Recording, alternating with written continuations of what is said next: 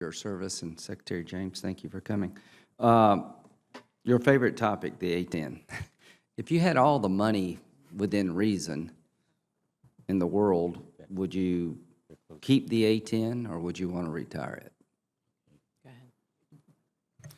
I'd keep the A-10, I'd build a new low-threat CAS platform, I'd replace the A-10 with it when it was fielding, and I'd use the other money to build manpower to stand up the F-35 and the Air Force. We need the capability. We're stressed. We have been for 25 years.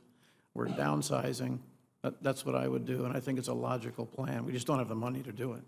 I think that's the point. You know, we're having all those fights about the A-10, but it's a budget-driven problem.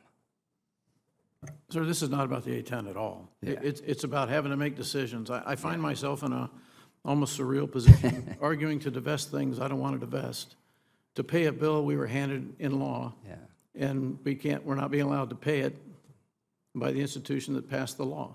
What do you think is the biggest consequence of sequestration to the Air Force thus far?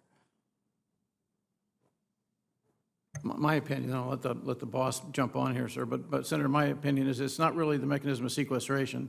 That was a shock in 2013. It's more the Budget Control Act caps and how they've reset what's the sense of what's good in a budget.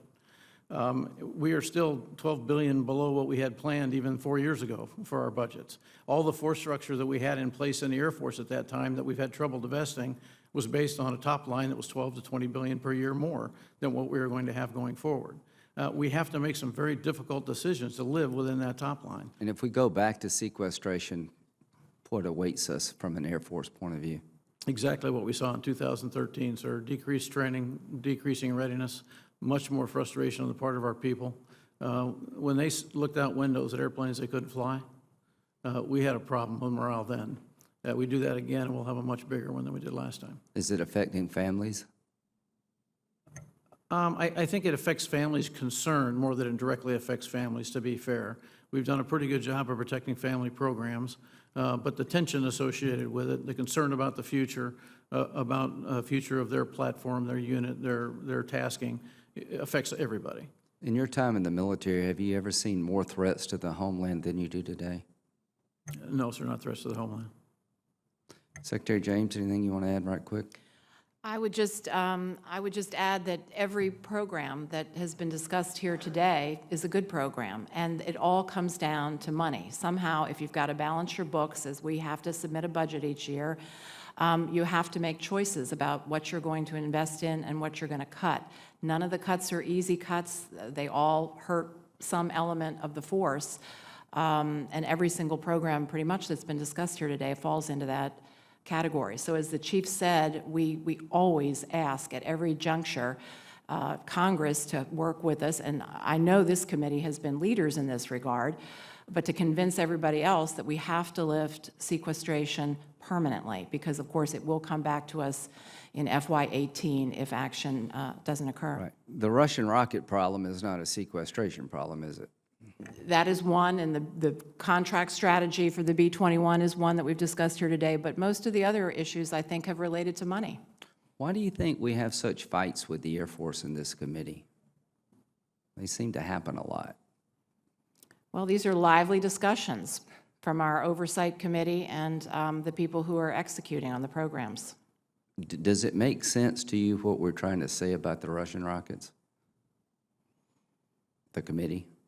It certainly makes sense, and I agree, and I too want to get off of the reliance of the RD-180 as quickly as possible. So can I make one comment about Sure. the So fight, yeah, fight question? yeah, absolutely. But tell me, I- how does this movie end with the Russian rocket debate? But go ahead. I'm sorry. Well, let me slip back to the fight comment you made. I think the discussions we have, whether it's my discussion earlier with the chairman or it's any other discussions we have with members of the committee, come from the same passion for providing national security for this country. It just seems that we fight more with the Air Force than anybody, and I'm in the Air Force. Or used to be anyway. Still am in my own mind. So just take that back. I mean, we got 4 branches of service. We seem to tangle with y'all more than anybody. And it's not that we don't respect the Air Force. I certainly do. Made it, it's one of the highlights of my life to have been part of it. So, but you promise us, Secretary James, that this rocket engine thing is going to end well, that Senator McCain will be pleased one day soon? I promise you, we're working very hard on the problem. We're getting all of the analysis done, and I'm sure at the end of the day, we will get your guidance, your law that will pass. The new NDAA will settle it going forward. Well, that will be a good day. Thank you both. I can't thank you, General Welch, for you provided really good leadership at a tough time for the Air Force. I sincerely mean that. And to all those who fly, fight, our job is to let you win. So thanks so much.